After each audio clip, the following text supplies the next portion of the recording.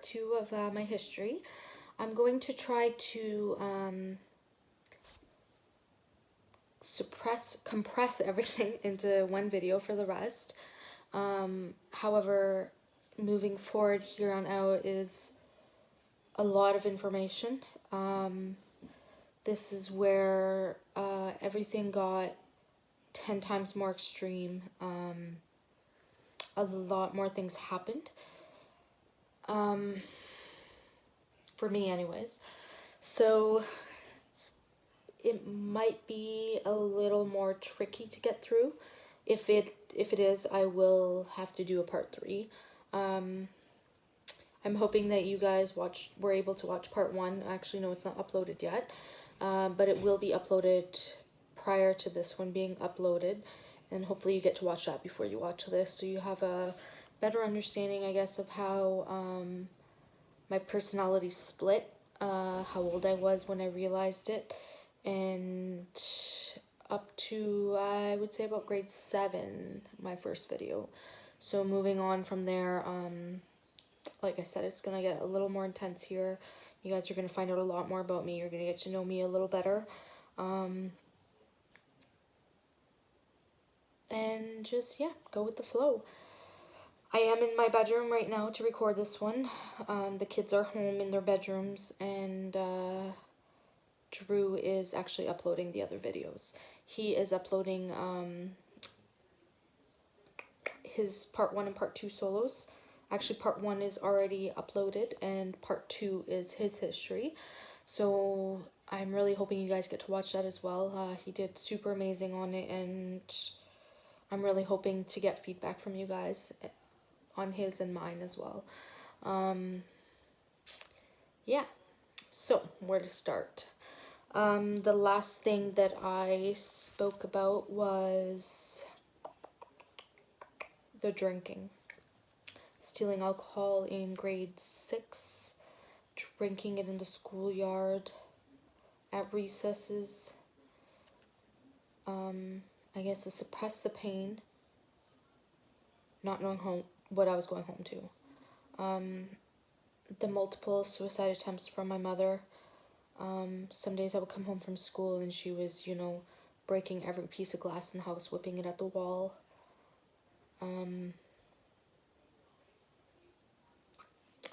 She would disappear. Wouldn't know where she was. It was scary shit. So again, I was telling you, I started smoking in grade 6. I got caught. And then she started buying me cigarettes as my allowance every week. Grade 6.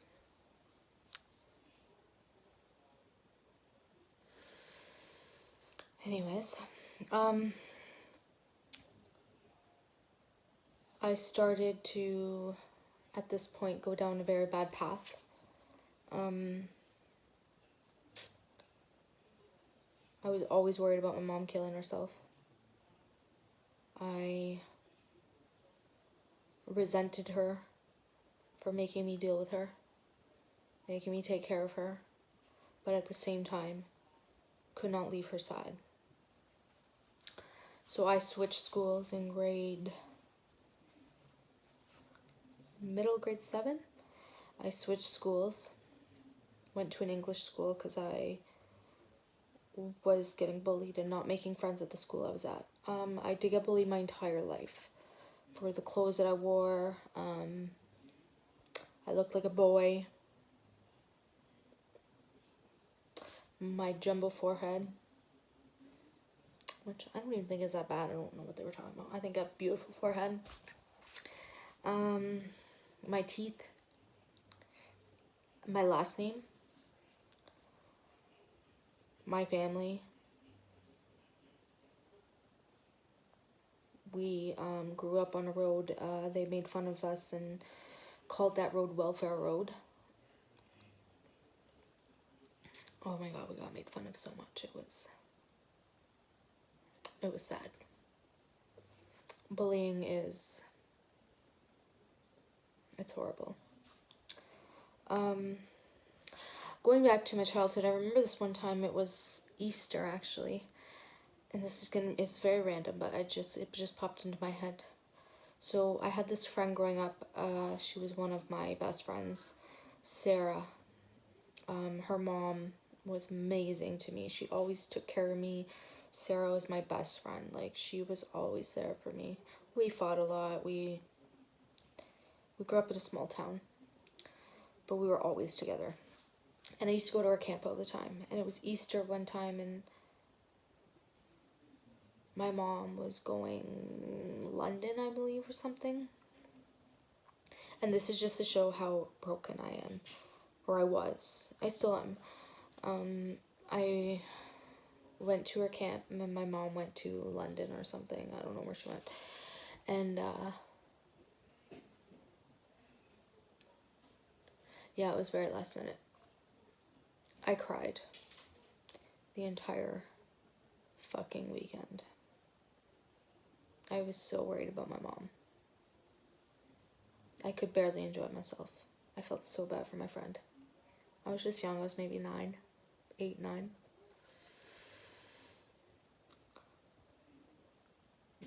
I just always had it in my brain that I would get home, or I would get a call or something that she was going to be dead. Ever since I was just wee little. Drinking and driving. Getting into fights. That's stupid shit. Something kids should not worry about.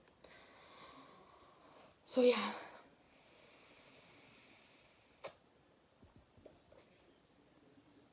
Anyways, back to I switched schools. Grade 7. I was getting bullied a lot. And I didn't have friends. So I switched schools. When I switched schools, I found myself hanging out with the badasses. Bad, I don't think that's a word, but you know what I mean. The worst kids that I could find to hang out with. On purpose. Because those, to me, were the only ones I would fit in with. Those were the ones who had broken families, fucked up lives, and their parents didn't give a flying fuck about them. So grade 7, again, I was drinking by now, every day at school. Smoking cigarettes. So I was the cool kid at the new school because I had smokes, so people could bum smokes for me. They'd want to hang out with me after school because I had smokes.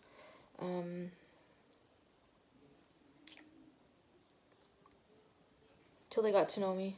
Then I didn't really have any friends again, but that's okay. So I started smoking weed in grade 7.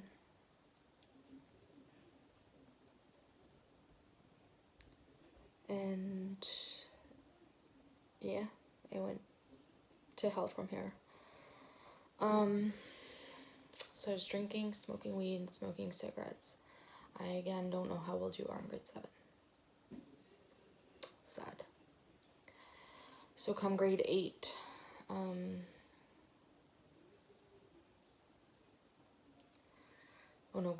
grade 8.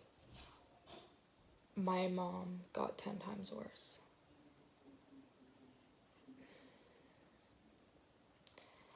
So in the last video I was telling you she was dating a new guy by now. I apologize if I'm laying down there, but so grade 8, I was in class, and a girl that I was in class with came up to me and said, "I know who your mom's dating. It's my dad's cousin or something." I was like, "Oh yeah."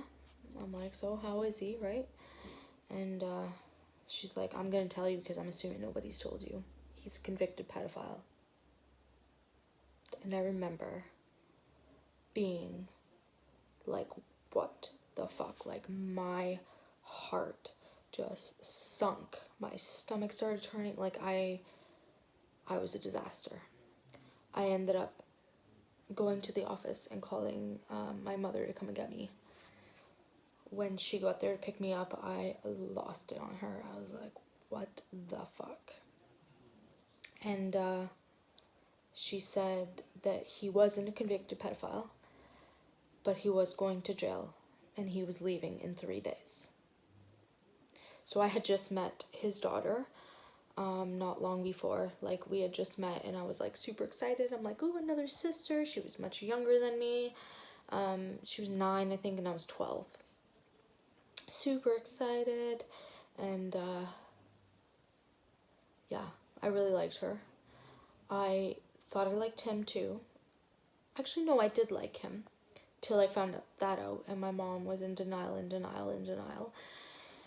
I feel like she didn't even freaking know, or she just didn't want me to know. I don't know, but so I remember he took us to the movies and for ice cream or something, because he was going to jail in a couple of days. That was his goodbye. And then, so that was it. We had fun. We went to the movies. It was great. I don't even remember. Save the Last Dance. Wow. I can't believe I remember that.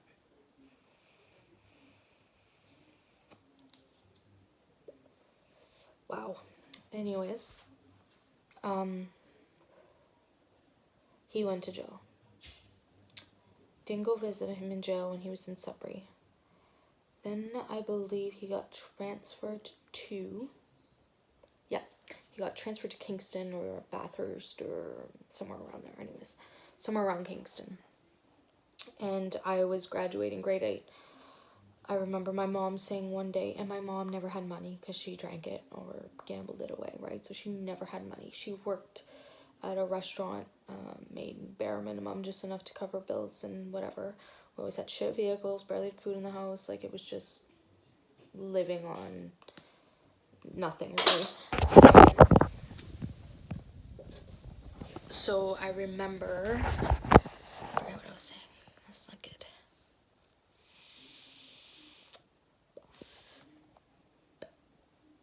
Oh yeah, my grade 8 grad. That's what it was. Sorry, my apologies. So my grade 8 grad. She had said, we're going shopping for your grad dress.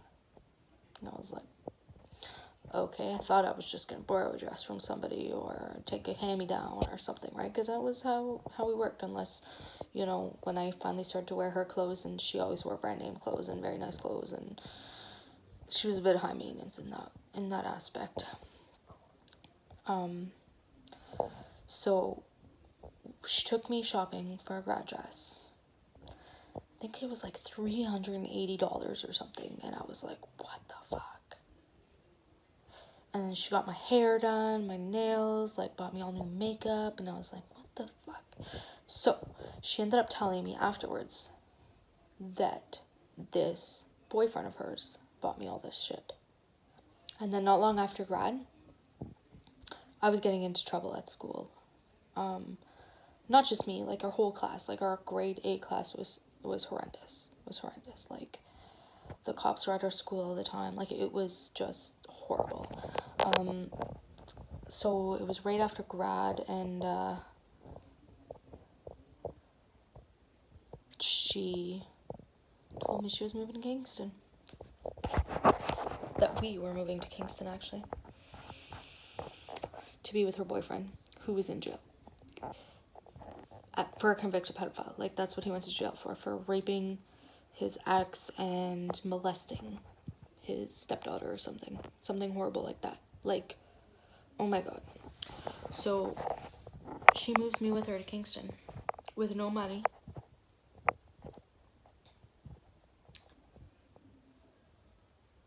I didn't last the summer. I came back.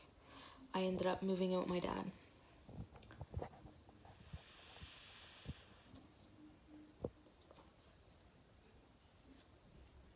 So I started grade 9.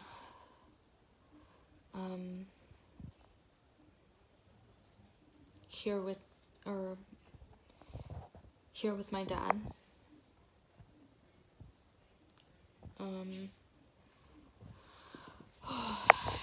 The bullying never stopped. People knew about the convicted pedophile now. It got so bad. So bad. I got made fun of so much. Now my mom's in Kingston with some fucking pedophile visiting him in jail all the time.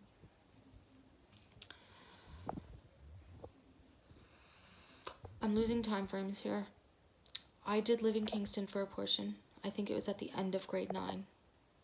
The end of grade 9 or the beginning of grade 10. I did go to school in Kingston for a little tiny bit, not very long. Enough that we went to visit this guy in jail with her, and she would sneak in money and drugs, and the alarms would go off, and they would blame me to the point I had to do drug tests every time I was going to visit him, and it wasn't me. I didn't stay there very long though. I maybe went to school there for a month, so it could have been at the end of, I don't know when it was, to be honest. I have no clue. I just remember being in Kingston at some point. But I know I started grade 9 with my dad. I lived with my dad for the beginning of grade 9 because I remember this. The bullying got so bad. So fucking bad. I had stole. Oh, my mom must have moved back. She did move back. She was living with this guy's mom when I came back. Because I remember I stole all of her. I don't know when she lived in Kingston. I'm so confused with that.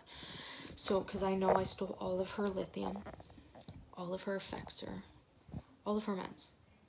She had stocked like three months worth supplies or whatever.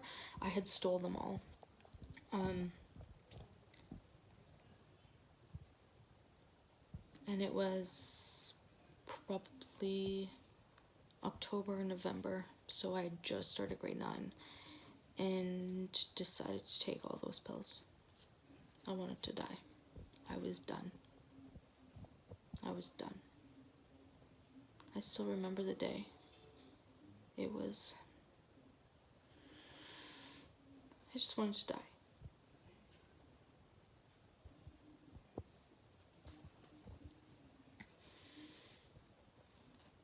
I had puffers. I took them all, emptied them. I sat in the closet at my dad's with my sister. She did it with me because she didn't want me to die alone.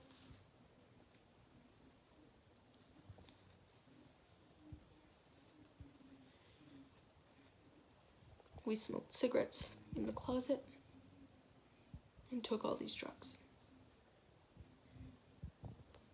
Somehow, woke up the next day.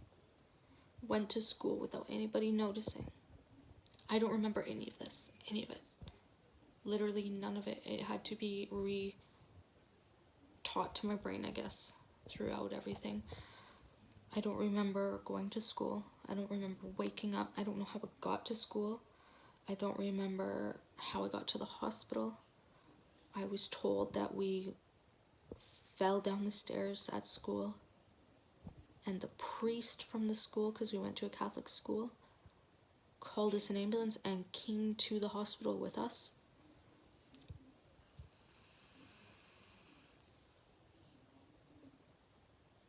We were immediately admitted to the pediatrics unit.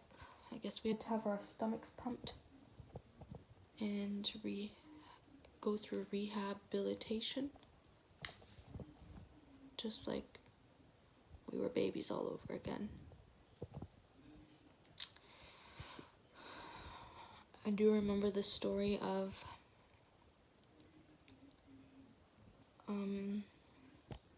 when the school called my dad and my stepmom, who were foster parents at the time. The school called them, or the hospital called them actually, and they came to the hospital, gave the nurse 25 cents for each of us, and told the nurse to tell us to call when we were ready.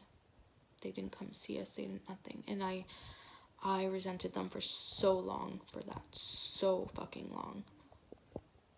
But I understood it. A part of me understood it. They were so upset and so hurt for us being so selfish that we would take our lives, that they could not face us.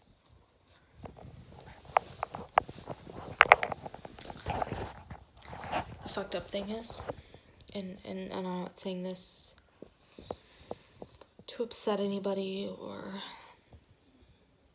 I was not scared, and that scares the shit out of me. I was not scared, not one bit, of any of it. I wanted to die that day, and I didn't. I'm still here, and I am so thankful now for the doctors and the school, and so thankful. It was, I spent a lot of time in the psychiatric ward after that, on the pediatric floor, or the kids floor, I guess. I don't know what you call it. Me and my sister were both there for a while. She ended up getting out and going to live with her aunt. I was in there for a very, very long time. Very long time. I spent Christmas, New Year's, everything in there. Months. I took way more medications and stuff. Oh, that's when my mom moved back, I believe. Yes, she moved back then because I did that. When I got out of there, I believe I was in there for 6.5 months. 7 months. Between 6 and 7 months.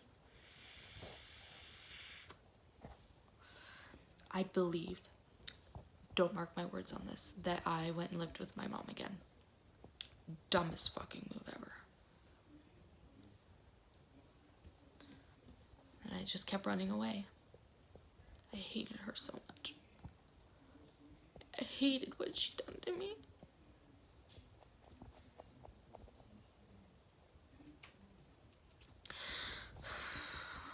But I kept going back. I kept going back because I didn't want her to die. I felt responsible for her. I felt like I had to take care of her. That's not fair.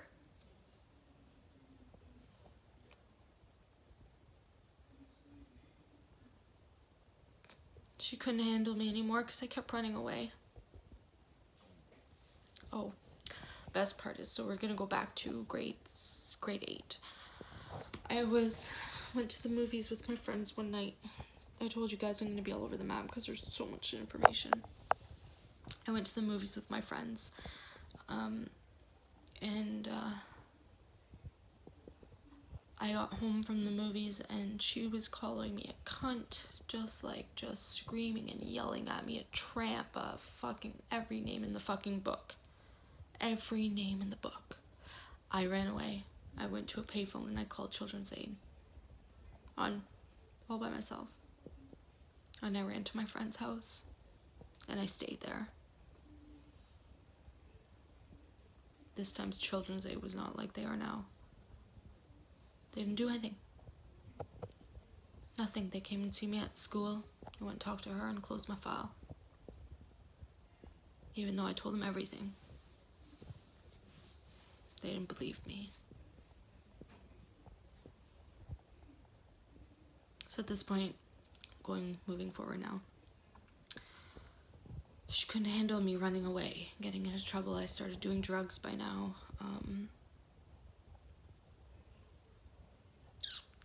Nope, I lie. We moved to the Sioux by now. She had met some guy she was in the psychiatric ward, and she met him. He was a heroin addict. We moved to the Sioux with this guy. My brother moved to Winnipeg.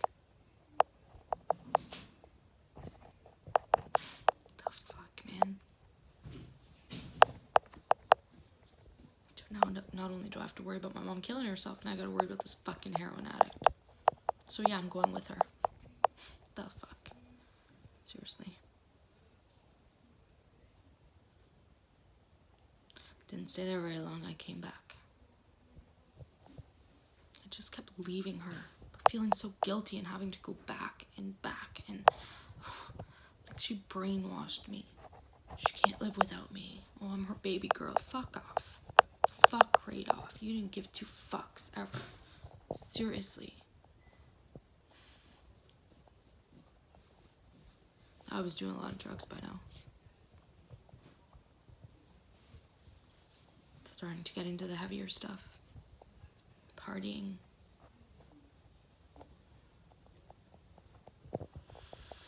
Anything I can get my hands on, really.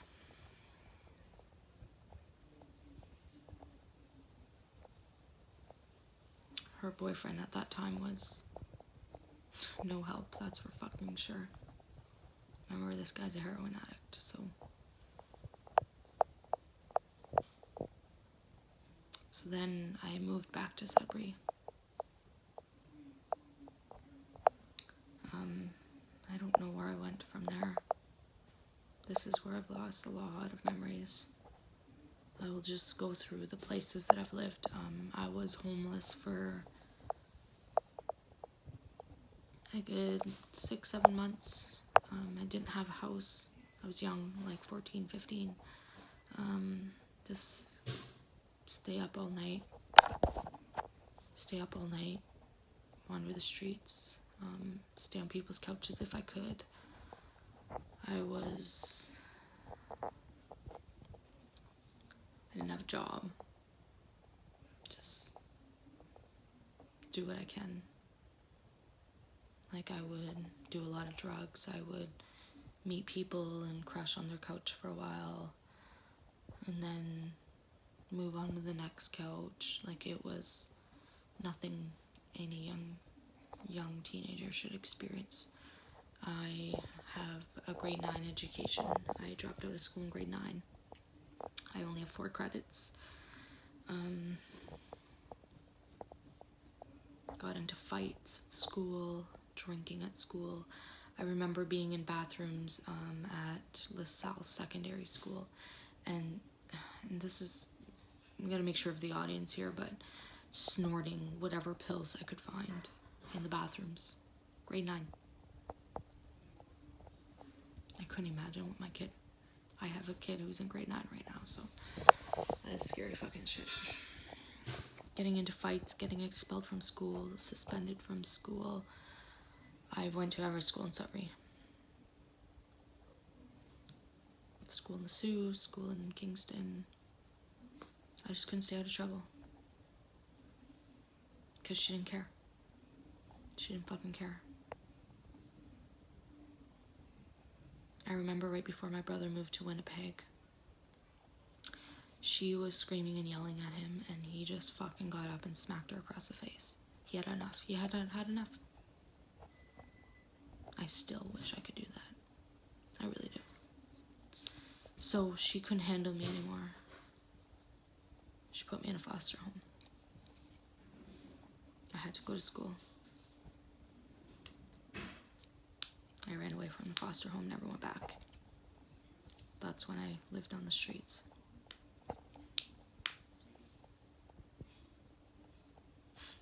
So fucked up.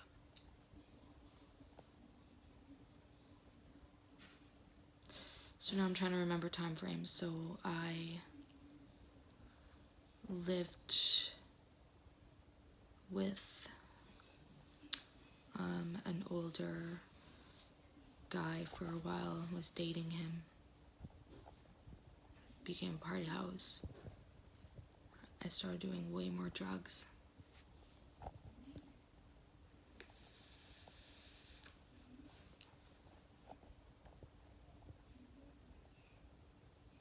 I would lose it. I remember I have lots of periods of missing time. I remember one time getting so angry at him. I took all his furniture and I threw it outside. Like me, petite little me. Just picked up everything and just threw it over the railing, and I lost it.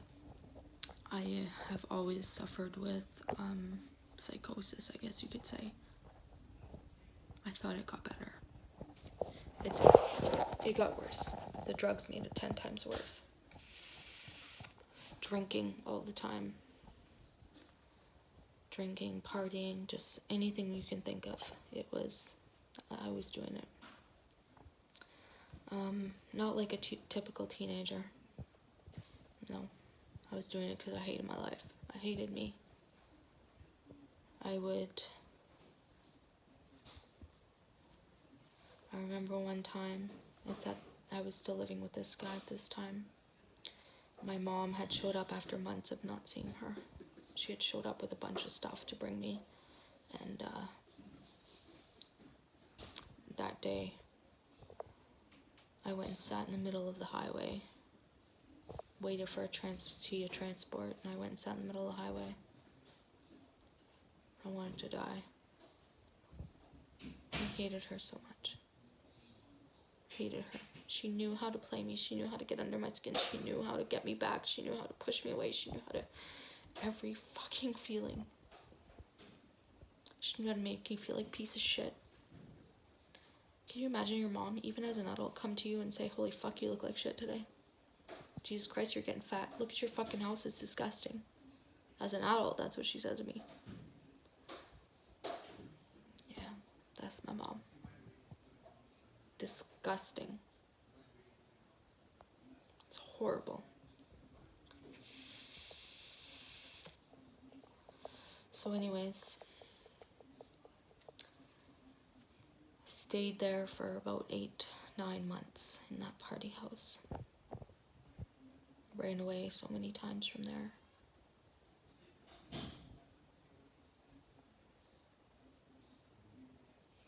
From there, I went back to the streets for a while. But kept going back there to party. Not because I lived there, just because I knew a lot of people that were going there because it was a party house. So I kept going back to party. And then I ended up meeting this old guy. He was probably 60. And me and my cousin were homeless, so we went and stayed with him. He used to buy us booze, he used to feed us, he used to... At the time, I thought he was good. Till I started waking up with bruises. And not remembering going to bed. Not remembering periods of time. And it wasn't the drugs, because I'd been doing drugs for so long that that was not a side effect. What I was... No fucking way. And I remember talking to my cousin about it, being like, do you remember last night? Because I don't fucking remember it. Why the fuck am I full of bruises? It looks like people were like, almost like people grabbed my arms. Like my stomach was full of bruises, my legs, like what the fuck? And she couldn't remember either, and I was like, what the fuck is going on?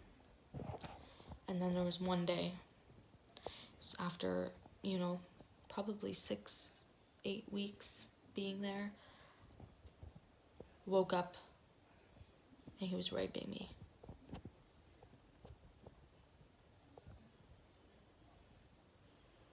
I fucking ran. Oh my god. I ran.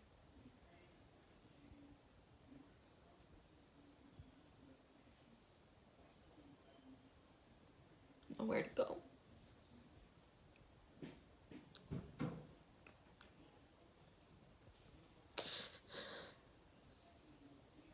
Sorry. Back to the streets. Begging for money and food.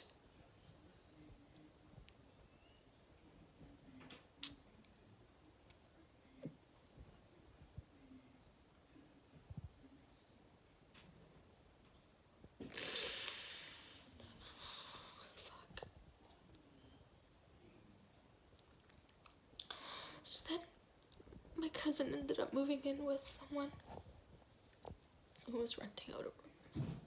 And that person let me stay on their couch. So I would babysit for people every now and then. And this wasn't long after. At this time, maybe I'm very vulnerable, I don't know. I'm just young, I'm like 15, 14, 15, 16 max. Hitchhiking a lot to go see friends. I'm babysitting for people to get money.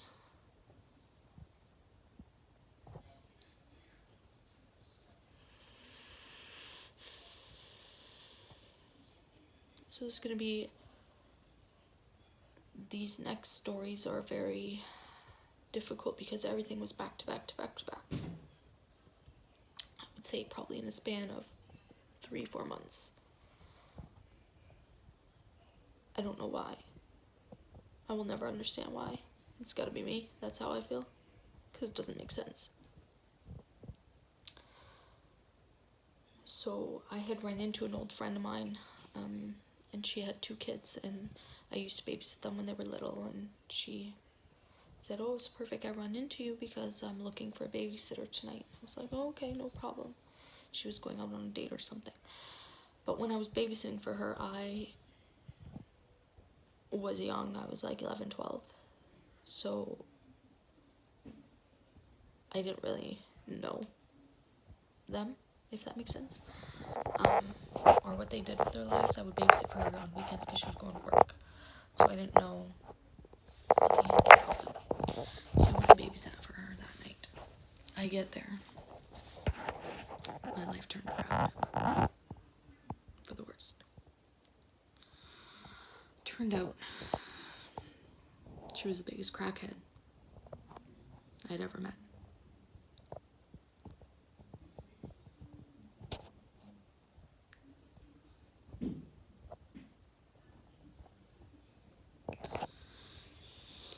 So her kids were in bed. They got home around 4 in the morning. And her date. He was almost like a Spanish guy. Like dark skin, had big accent, older gentleman. Not a fucking gentleman. Anyways, she ended up passing out on the couch.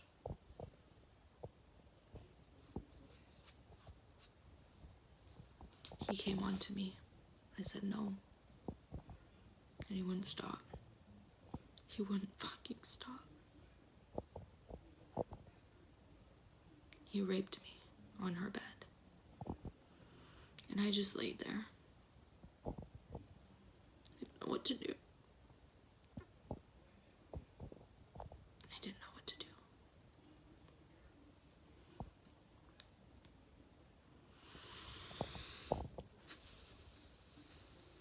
This is tough.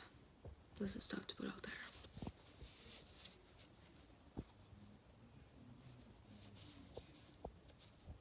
So I told my cousins about it. The people I was living with, I told them about it. No one could do anything about it.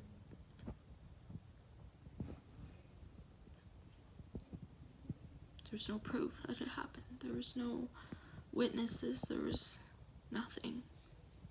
Nobody wanted to get the cops involved because everybody was on drugs. So I just had to live with it. I remember every day waking up feeling these 2 old men touching me. Feeling like there's nothing I can do. Like this is who I am now. I'm a piece of meat. Everyone's just gonna take advantage of me. It was horrible. So I did more drugs. More. Anything.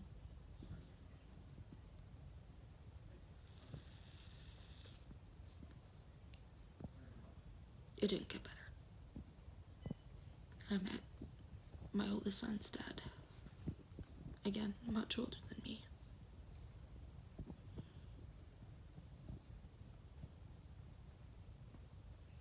In between that, though, I had other instances with hitchhiking. One guy bringing me to his house gave me a bag of lingerie. That's all I really remember. I remember the house. Gave me a bag of lingerie and underwear, and it was weird. I can't recall anything else. Another hitchhiking instance was they had brought me to this, like in the bush on a back street. Shut the car off, and I remember opening the car and just running. I didn't know what was happening. I didn't know what was about to happen. I remember running, and it was dark. I was in the bush. I didn't even know where I was. I just kept running. Scared for my fucking life. Why?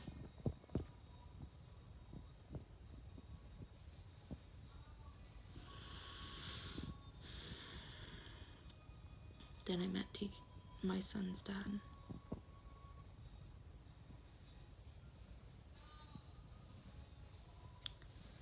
Not even like a month in, he got me pregnant. I was young. I was 16. I ended up having a miscarriage, but his parents moved us to their town that they lived in. And a lot of people struggle with this because I feel I didn't have parents. They were my parents. They became my parents. They took care of me. They got me off of drugs. I still smoked weed, but they got me off of, I got pregnant right after I had the miscarriage again with my oldest son. So the day that I found out I was pregnant with him, I had actually ran away, left him, came back to be with my mom and her convicted pedophile boyfriend. Fuck me, man. His grandma had died and I had found out I was pregnant again. So I called him to tell him, and then I went back again. I stayed until I had the baby. I would always run. I'd run and run and run and run from him. It was too much of a normal life for me. His parents were too good to me. I hated it. I'm sorry, I'm shaking.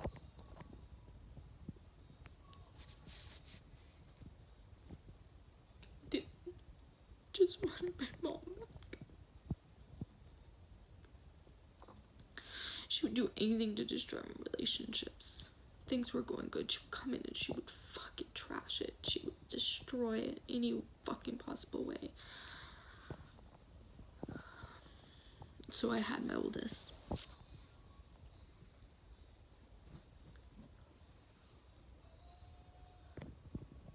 So there's a lot of events coming up here. I'm gonna try to go through them quickly. Again, this is a very tough, very, very tough conversation to have, so it's hard to get through. So I had my oldest in October. January, I moved back with him. I didn't tell anybody. I just packed up and moved back home.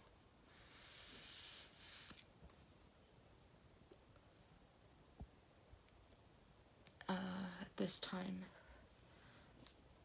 again, my mom was still with the convicted pedophile. He was now out of jail. And I moved in with them. They set up a room for my son, tried to get my life on track, and I met my ex in this time. He was staying with them for school, and anyways, we ended up starting to date at that time. So there was a lot of events. We would go to weddings, like me, my mom, and her boyfriend, and we would go to people's weddings, and she would get really drunk and get escorted out of there, beat the shit out of her boyfriend, whatever. It was like there was, so many fucking events where it was just horrible. We couldn't go anywhere without her fighting, beating him up, causing a scene, getting escorted out of there. Like, this has been my life. This is what I was brought up in. Like, holy fuck. I am not gonna allow my kid to be around this. So anyways, we were only there for a few months. And a big brawl broke out. They were both really drunk. She decided to beat the shit out of him, and I didn't know how to stop it. So I called the cops. I was an adult now. I'm like, well, not gonna say an adult. I had my son. I just turned 18. So I called the cops, thinking that's the right thing to do. She wouldn't stop. It was getting out of control. I didn't know what to do. Cops come, put her in jail. Next day, I lose my son to CAS because he was in the home.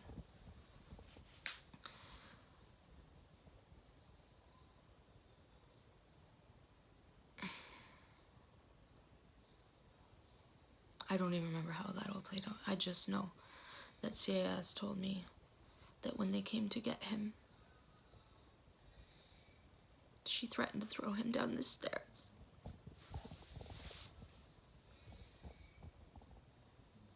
I still let her be in his life.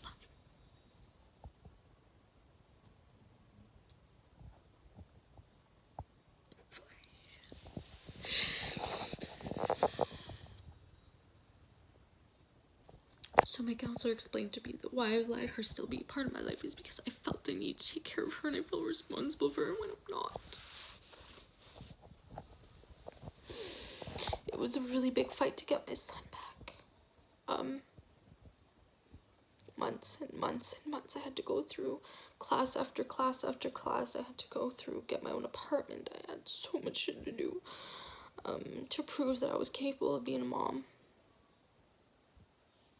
So I got him back. Shut her out of my life for a while. She just kept coming back. I would let her come back. And then I think it was my oldest was 3 or 4, Christmas. I remember this too. It was horrible. This was the next event. It was Christmas and I invited her and her boyfriend out to my place for Christmas. She beat the shit out of me. Right in front of everybody. Put her in jail again. Christmas. Over who was sleeping where. I'm so scared of that woman. So scared of her.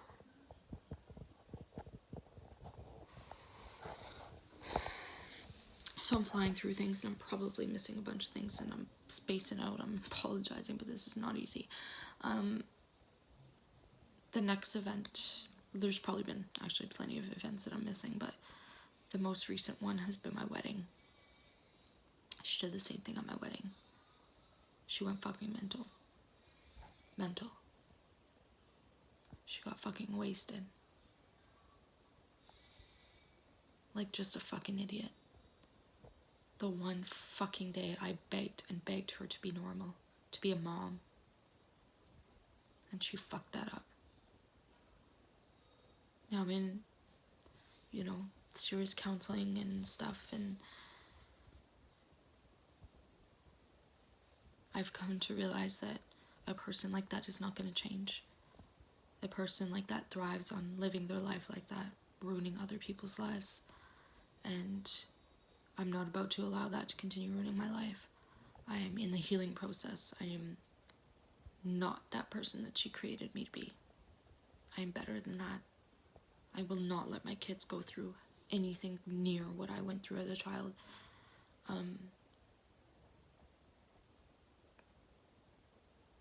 She's still my mother. I struggle every day knowing that I can't talk to her. When I'm in a low, I just want my mom. But me and my elders are all on board. That we can't keep going down that path. We are better than that. We deserve better than that. We are worth way more than that. And like Drew said, you can't let your past define you. That's a choice you have to make. And I'm here making that choice. That is a choice I'm making. And if that means I never see or speak to her again, or any of those people from my past, I have accepted what they've done to me. I will not let it define me. I just pray that they don't do it to anybody else. And I pray that anybody else who has gone through anything that I have gone through is getting the help they need and is not afraid. If you know anybody, send them my way. I have the strength now. I deserve a good life. I don't deserve any of that shit.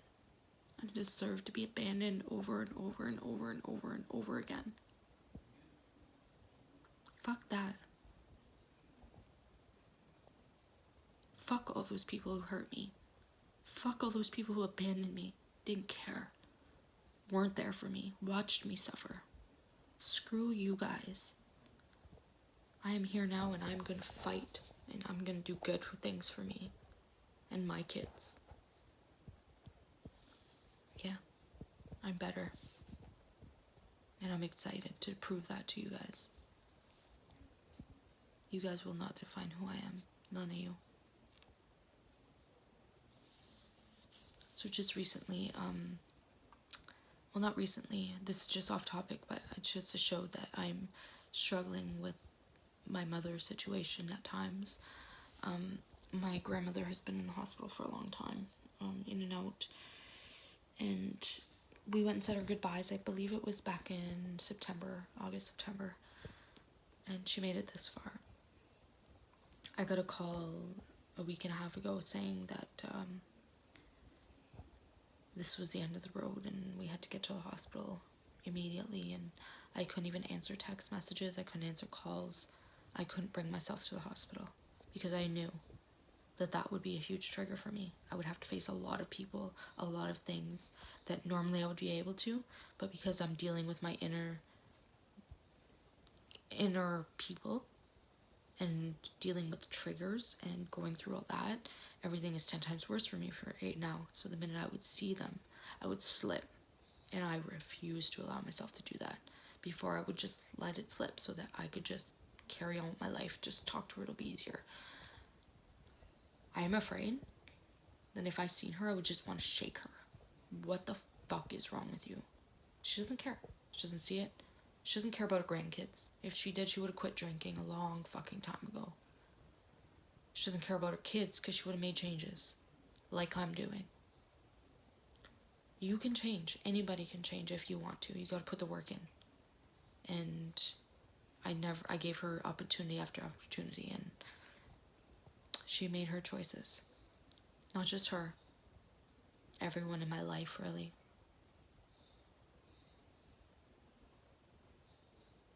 Where were they when I needed them most? Everybody knew. That's what I'm getting now. I knew you were going through that. The fuck didn't you do anything? Why didn't you help me? I needed help. I was little.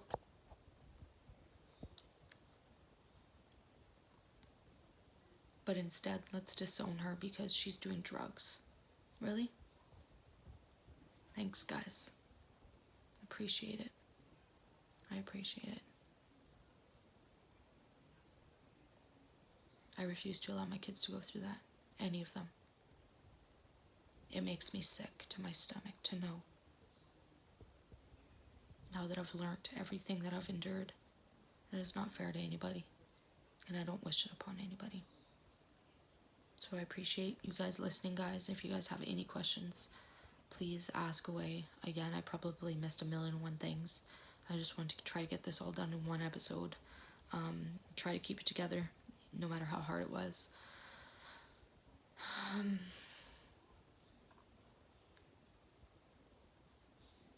I'm sorry.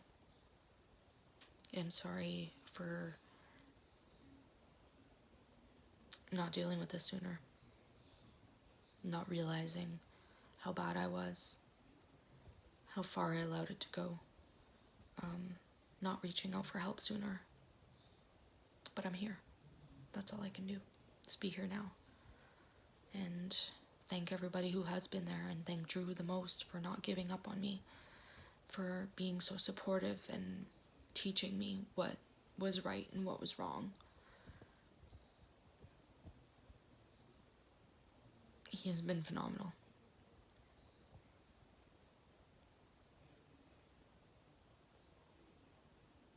It's not only Drew, actually. I gotta thank my alters too for everything they've kept from me. But I apologize to them for having to suffer. Anyways, that's enough for me tonight. I'm all over the map, so I apologize again for that. And I believe our next duo session is going to be on just reflecting on these videos on our history. They were very tough on both of us, so my heart hurts for him and for me. But moving forward, I'm in a good place, so that's all that matters. My kids are safe and in a very good place. So I'm very grateful for that. So don't forget to subscribe, guys, and follow us. Follow our journey. The more the merrier. Please share with your friends, because you never know who's suffering out there. They don't need to be alone. No one should be alone through this journey. Alright, thanks guys. Have a good night.